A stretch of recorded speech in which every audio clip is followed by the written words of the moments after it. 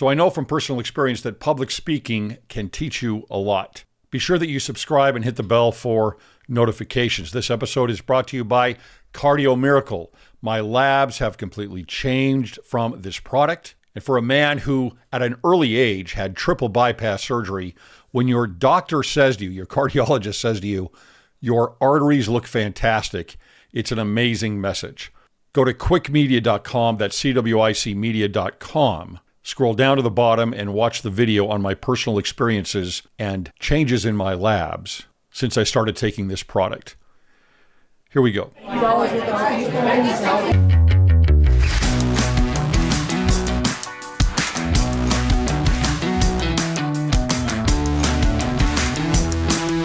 right, welcome to Cwic Show. My name is Greg Mattson, and I am your host. In this episode, we've invited Jason Hewlett, who was inducted into the prestigious Speakers Hall of Fame, one of the youngest ever inducted with the CPAE Council of Peers Award for Excellence.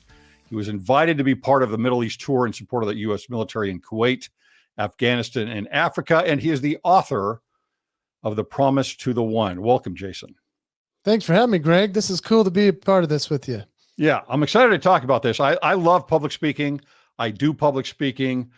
Nothing like what you do, but I want to talk about this a little bit because it's fascinating that for most of us, it is the number one fear. I mean, you can talk about, put someone up on the edge of a cliff compared to public speaking.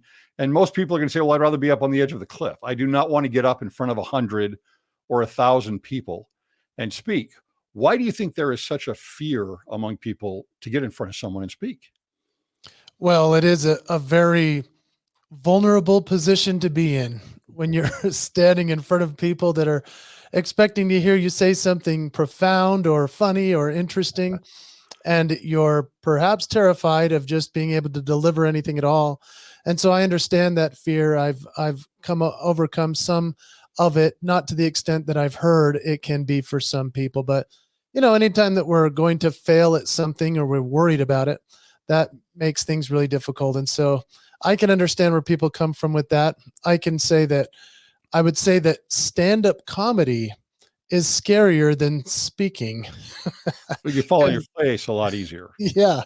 Trying to make people laugh, that's really the scariest level of them all. But I think that there are ways to overcome those things. And it's obviously something that I've been able to make a living at for years, and I'm very blessed for that. So you do use comedy in your presentations. Did you always do that? I mean, you speak in front of large audiences, organizations, corporations, and others. What did you just say, okay, I need to start adding this in, or was that something natural for you? My natural leniency is into comedy and entertaining people and making them smile in some way, whether it's doing a character, a voice, something that will bring their imagination forth. And so the comedy really was somewhere that I just lean into naturally. I used that as a kid. That made me have friends, that made people talk. That was always an easy thing for me. And so teaching comedy is a little bit tricky, but finding that that's something that I've needed to lean into is somewhat of a signature move that I've used my whole life. That's what I've really been known for, is the guy that was funny, but that could teach something that was profound or that moved us into some place of inspiration or leadership. So that's what I've leaned into. Would you say that that is rare, to have someone that can be both comedic and profound? Well, that's a cool question. I don't think so, because if you know a comedic person, they usually have a profound place from which it came. And unfortunately, I think that a lot of the people that are great at comedy aren't taken serious enough for the philosophy that they're actually teaching through it. The best comedy that I enjoy is the comedy that makes you think. It makes you reassess something. And I love that type of comedy. And so I believe that a majority of the people that are comical are very profound thinkers, but sometimes the comedy gets in the way. So I'm guessing you're asked several times, what allows you to get up on a stage in front of someone or many people and not have that fear? Do you still have how long have you been doing this? Well, I've made a living on stage now since let's see, it's 2024 since 2000. So almost a quarter of a century. Okay. Are you over all the fear then? Oh, absolutely not. I have never really had huge stage fright, just in terms of dependent upon the event. So if it's something that's really important to me personally, I remember having the opportunity to open for certain acts that really intimidated me. But there are other times when I would be in front of 10,000 people and didn't even think about it. It's actually harder for me to be in front of 30 people than 10,000. And that's Why do you think because that is? when you have the energy of 10,000 people, you know you're going to get them in an easier way, in my opinion, than with 30 people. That's a way harder proposition because you don't know if they're going to come along with you. It's kind of more of an intimate setting. And so I've had to adjust through the years as to how to make that work. It's more of a, hey, we're having a conversation. Whereas in front of 10,000 people, it's always been a presentation, a show. And so that makes it easier because you're almost swallowed up by the amount of people watching you. And you know that a bunch of them are going to come along and that'll infiltrate throughout the audience. Yeah, it almost seems to me because I don't know. I think the largest group I've ever spoken in front of maybe is 1,500 or 2,000. But it seems to me that when you're in front of that large of a group, because it's not as intimate. You look out at the individuals, and there's not as much. They're not as much an individual. You have a group, right? So the vulnerability is almost spread across. The risk is spread across so many different people. It's almost the opposite of what many people might think. It's like you've got a blanket there in front of you instead of, hey, I've got 50 people here. And if I'm looking at one or the other and I can zone in on their reactions to what I'm saying, that might be even more vulnerable. Yeah, it's an interesting spin on that because you can obviously say to yourself, well, I'm just performing and whoever's watching watches. I used to think I'm performing to a humongous crowd and this is so fun. And now I kind of zone in on a couple of people, maybe like a triangle method, where I'll pick someone over here for about 10 seconds to talk to, and then I'll zone over here for 10 seconds to talk, and then I'll look over here and I'll find the faces in the crowd so that it doesn't feel like I'm just performing for a crowd, but rather trying to have that intimate conversation with that one person. And that's actually changed for me, even the way that I speak and perform in front of that many people, and it's made it even better. So there are different variations on how you can handle it. Now, I have done public speaking and I actually really enjoy it, right? The opposite of what some people might say about it. You obviously enjoy it. For me, there is a certain energy that comes from, I don't, and I wouldn't say it's all presentation. I'm sure for some people it is, right? It's all presentation and performance. I don't feel as much that way when I speak. To me, it's much more the interaction between you and the people that you're speaking to. Smaller group, maybe it's more instruction. I do a lot of instruction. Larger group, maybe it's not quite as much that way. But that, I think, I remember as a kid in church, for example, having to speak, I was just scared to death, right? Absolutely scared to death. I go on a mission, I come back, everything's changed at that point. And to me, it's like if someone who would be afraid to speak could actually sense that once, kind of feel that, there's almost there's a reward, I think, for speaking in front of people, something that gets you energized. Yeah, no, there's absolutely a reward. And I find it interesting to hear you talk about being a kid talking at church and then going on a mission and that sort of thing, because I have been, for the last year, I've been the stake mission prep teacher. And so it's a 7:30 a.m. non-mandatory class. And so essentially it's an audition every week to make sure that you do well enough that they'll come back the next. And I'll tell you, not knowing if we're going to have an audience every week, I don't know if I've been as terrified about anything in my entire career.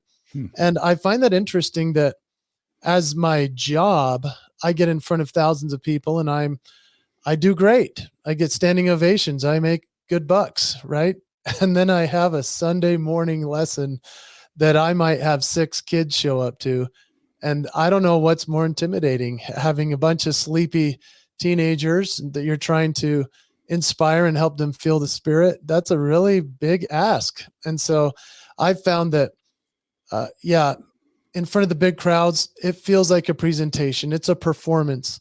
I can do my best to engage in an intimate or interactive way, but with 6 kids at a church meeting, that has to be a conversation. That has to be interaction. Lots more questions, way more stories and examples that are applicable to them rather than just sort of my pontification that I can do on a stage in front of lots of people. When you speak, do you grade yourself? Heck yeah. Do you give yourself a rating when you're done? It's like, okay, I did real well. And is that usually based on you, or is that based on the response of the audience? Used to be based on the response of the audience. Great question. I used to come off the stage and I would say, gosh, I hate myself. That was horrible, because they hated me. And that can happen. Other times where they love you and you get the standing ovation and they're high-fiving you. But I have since gone to the place of saying, I know that was great, even though the standing ovation didn't come. I once saw something happen, Greg, that I found interesting. They were taking so many notes that they weren't clapping. And in the past, I would have taken offense to that. I would have been like, why aren't they clapping and laughing? Well, they weren't clapping and laughing because they were looking down, writing down what I had just said. That's a huge win. And so instead of the standing ovations that I used to grade myself on, it's more now the conversation following, where people come up to me and say, gosh, I thought I was just here to hear a nice, funny leadership speech. And instead I'm going to go home and be a better dad. I just made these promises to myself. And I go, yeah, that's a success right there. So I grade myself quite a bit on, I record every presentation and I go back and listen to it as well, just to make sure it was as good or bad as I thought. And then, yes, I do hang on to those ones that are really, really great. And I say, awesome, I nailed it. What made that different? And then the ones that didn't land, I can tell that I said something just a little bit off in the beginning and it set the wrong tone. And then we did okay. I mean, I've never had a speech or a presentation that was a bomb, but things that didn't go as well as you'd hope, for sure. Do you think that is there I'm asking this even though I think I know the answer, but are there certain types of personalities that are just going to do better? Is someone who is an extrovert, for example, just going to be a better public speaker as compared to an introvert? What is it that makes, you said you were pretty natural to begin with, what makes a natural public speaker? Yeah, I was extremely extroverted as a child. On my mission, I realized that the extroversion was in order to make friends. And then the introversion showed up with a fury as an adult. And so to make a living as a person on stage, people always figured you must be the most extroverted guy. Well, I'd rather be reading a book at a party in the corner than talking to anybody. So I am an absolute introvert who survives on extroversion because of the need to make a living. And so can I say that, yes, an extrovert would be easier on stage for them? Probably up front. But I can tell you this, the most extroverted people I know make the most confusing speakers. And the reason is because they're trying to appeal to everyone in the audience, essentially. They're trying to make friends with everyone. The best speakers I've seen are the more introverted, the more introspective. They're the people that can connect with the people on a really deep level. And if you look at the greatest comedians, greatest performers, greatest actors, I believe that, and speakers, a majority of them are the most introverted people that have used that ability on stage to connect with someone intimately, as if you would in a one-on-one conversation as an introverted type person. I hope that answers that question. Yeah, that's pretty interesting. So you're saying that someone who's extroverted will oftentimes they're looking for approval in some way, maybe. Yep. Okay. almost just a little too much in terms of, and they can be very entertaining. They can be very funny, but their thought process perhaps is not as linear as would be needed to connect with, a majority of the people around us are introverts. If we do the DISC method, we know that S for safety and security is the number one of all of those. Those are the people that are majority listening. And so, yeah, I think that from what I've seen from the extroverted people, they do not connect as well, although they're very entertaining, they're fun. And we are looking for someone who will intimately deliver something to us that we can say, wow, that really connected with me in a different way. Who would you say today are individuals? Today it's getting in front of people is a matter of doing a podcast, for example, or being on YouTube, right? You're in front of a lot more people are in front of a lot more people today than ever before in the history of mankind. Who are some people that you think do connect and that are either from movies, television, YouTube, or whatever it might be? And is it just because is it their message or is it the way that they speak? Yeah, I haven't thought about it that way, but the people that I certainly connect with are the ones that I invest in. So whether it's investing my time or my money, I'm going to go buy their book. I'm going to listen to their podcast. I want to consume as much as I can get out of them. I know that Jordan Peterson, for me, has been someone I've really resonated with. He says some really tough stuff. And that's hard for a lot of people to take, but that resonates with my personality. I'm very much, there are people like Joe Rogan, who has a very popular podcast. I've only listened to a couple of episodes because I don't resonate as much with his style, but I do like the way that he does his presentations. There's a guy named Tim Ferriss who wrote the 4-Hour Work Week, and he has probably the most popular podcast in the world. And I met Tim over 15 years ago, right as he was starting to get famous. And what's interesting about these guys is that they resonate. I believe there's personality, there's charisma, but then there's this ability to get the right things out of people they're asking questions to. So essentially, like yourself, you're a journalist, whether you like it or not, you're running a podcast. You're asking questions. You are absolutely a journalist now. And the better questions that you ask, the better answers you can get out of the guests. That's the reason that people start to listen or would buy a book or would want to follow you online. And so when we resonate with people in that way, it can absolutely change the way that people see us. And I think that there's a reason why some people have a few followers and others have millions. And, look at Taylor Swift. I mean, gosh, it's like she's in the news every second. And this is her time for sure. But she has connected deeply with a lot of people for over a decade. And now she's continuing to bridge more gaps. And it's really interesting to see her at the Super Bowl, for example, that they cut away to her, I think, 8 to 12 times at a Super Bowl to a pop star. I find that interesting. But I heard a take from Gary Vee, who's also connected with a lot of people with his voice and recordings. Gary Vee said that it's neat to see that fathers are now watching football with their daughters because their daughters want to see Taylor Swift. So Taylor Swift is making this connection for fathers and daughters. I never thought about it that way. I want to hear more from Gary Vee because he says things like that. Yeah, that's interesting. So from what you're saying, it seems like if you're giving a presentation, or you're speaking, then in some way to make a connection, if you're not asking the questions, you're at least implying or you're making someone ask themselves the questions. Absolutely. Great way of saying it, man. Yeah. When I'm speaking, my whole reason is to be up there and make the audience ask themselves, what is in this for me? And I help them answer that. I help them believe that they can do it too. I mean, Greg, when I started my career, I was just presenting something that would make them laugh, and that was it. And that was fine.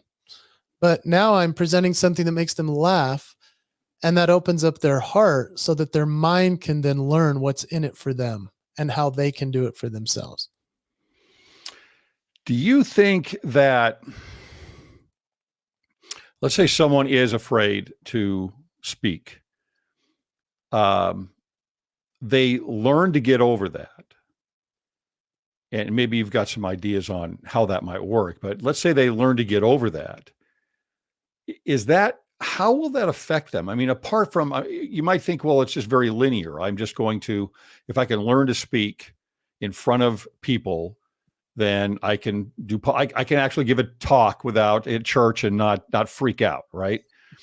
But I don't know. It seems to me like there's something more to it than that it might actually have a larger influence and maybe change in your life. Does that make sense?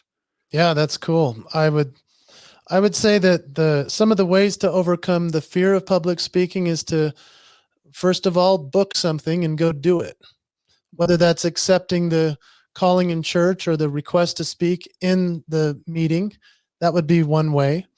Another way would be to create opportunities to go do it. Now you might wonder, why would I want to go book something that I'm fearful of doing? Well, the best ways that we can progress in life is by failing. I truly believe it. Some people call it failing forward. I've written about it, calling failed frequently. I like to say that, the more that I fail, the closer I get to success. And we've heard the Thomas Edison, 10,000 tries before the light bulb came on. He was just getting closer and closer. And there are things that we can either have forced upon us that will make us fail, or that we can choose to do.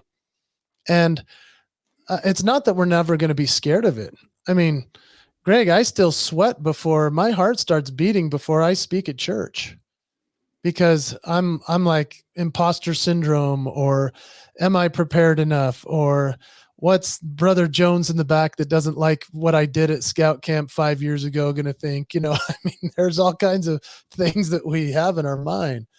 But I bought an ice bath a couple of months ago. It's called a King Cool Plunge. And I set it in the 50 degrees. It's, you're supposed to have it down in the 30s apparently, and I can't even do it. But if I have it in my 50s, I'm still scared to death of doing it every day. I have to talk myself into it, but I made a promise to do that. So I go face that fear every day. It's actually made me healthier. And it makes me realize that if I can just eat that one frog every morning, just like Brian Tracy wrote about, that uncomfortable thing that I absolutely don't want to do, but I know is good for me, then I have to go get in that ice bath. And so it's the very similar thing with speaking. I mean, I'm terrified every time I open that ice bath, but I still get in, and I know it's good for me. So yeah, go prepare a talk. Try it out on a group of people at dinner. Try it out in a conversation, maybe a couple of phrases here and there to see how it sticks, see if it works. Now, book that speech. Go talk in front of people for 15 minutes as if it's your own little TED Talk. Talk about something you're familiar with, you're an expert at, you're good at. I think if I were to ask anybody in a private conversation about a hobby or something they're really interested in, they could talk for 15 minutes without breathing practically. And so what could you talk about that you're passionate about? What's interesting about speaking that I love that helps people with personal development is that when you make a promise to yourself and you keep it, that's where confidence grows. And so when you say, I'm going to go do this and I'm going to speak even though I'm terrified, once you do it, you'll be proud of yourself, even if it didn't go as well as you'd hoped, even if the jokes don't land, even if the story didn't hit like you thought it might, or the tears didn't come. Well, keep trying, keep doing it. The closer you get to it, the better you'll feel about yourself. I think that there's a real powerful principle there of self-esteem creation or magnification in the doing of the speaking. And I think that's a wonderful thing. I think also if you're speaking to groups that that's another issue, right? It's no one's a prophet in their own land, so to speak. And so when you're speaking to someone, it's like you're worried about it. I have this sometimes terrible trait, which is I just don't care usually what people think, right? And that can be a positive and a negative, right? But I can see how people, for example, again, just speaking in church or speaking at a group where they know they're going to know people there. It's just what is so-and-so going to think of me, right? What is he going to think of me? And what is she going to think of me in doing this? And I can see how that would be debilitating for individuals. And somehow, I don't know how you get over that. I haven't gone through that same process, so I'm not someone who can speak to it. But I do think that's an issue for a number of people. It's the vulnerability that you talked about. Yeah, that's a great point, because I think about it this way. I know that when I first started performing, I absolutely did not want my family to come and see me. Yes. And I know that that's actually been an issue with my own children in sports, or doing a performance themselves with piano or singing or acting. And so they always say, please don't come, or please don't, let me know you're there. And there is something about that I fully resonate and understand.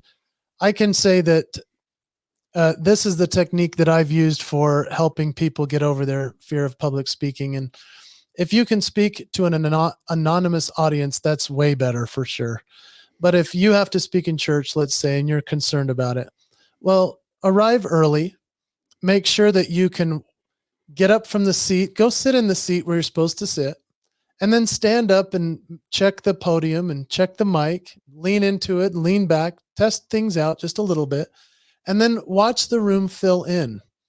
I like to look at the people that walk in and see them as individuals and think about how I can help them with what I'm about to say, and know that they absolutely don't want to be up there speaking either.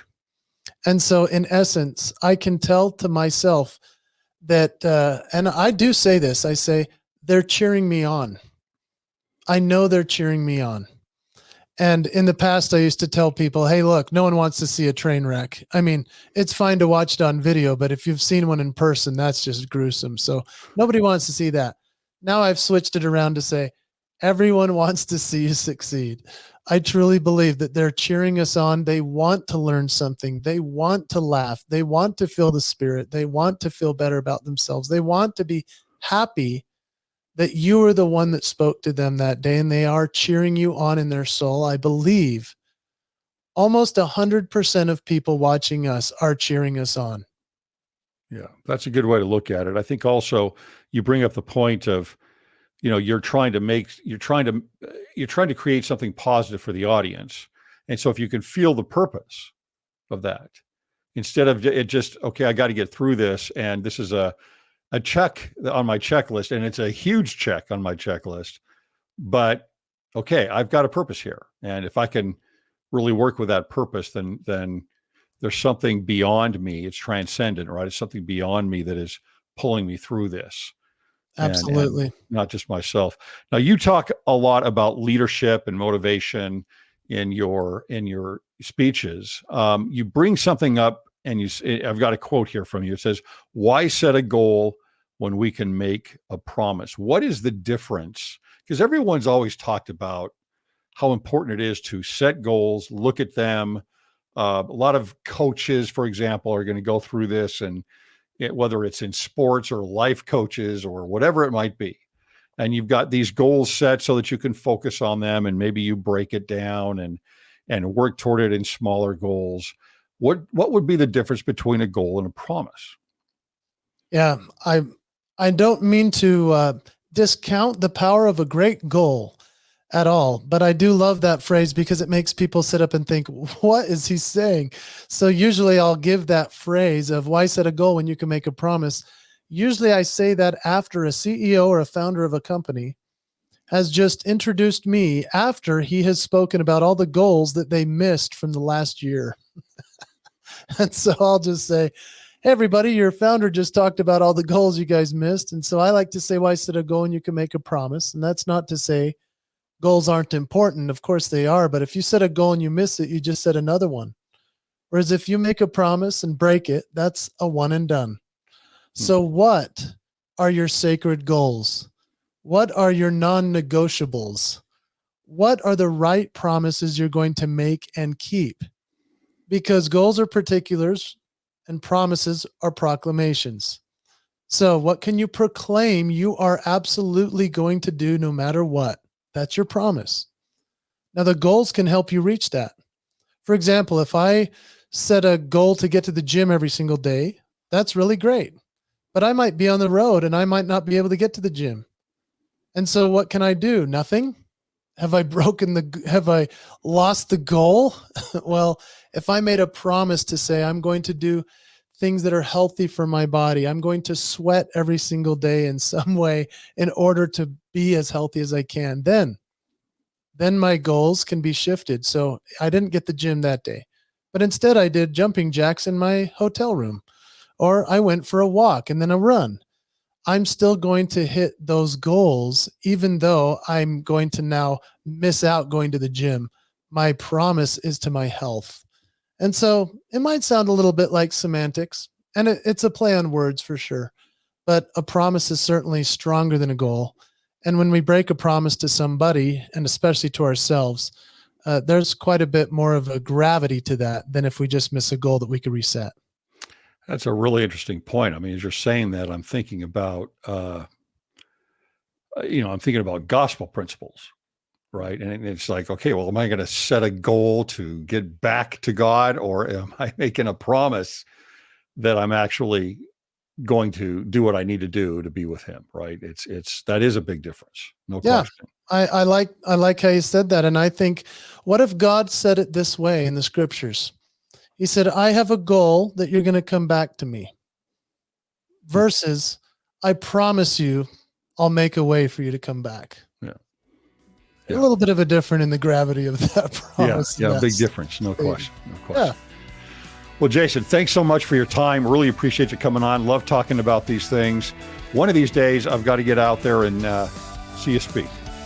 Well, thank you for having me on. I appreciate it a lot, and I appreciate your audience. I hope that this has resonated with someone listening, and they'll have a little more confidence getting on that stage and sharing that which only they can, and that's keeping the promise. Great. Thanks so much.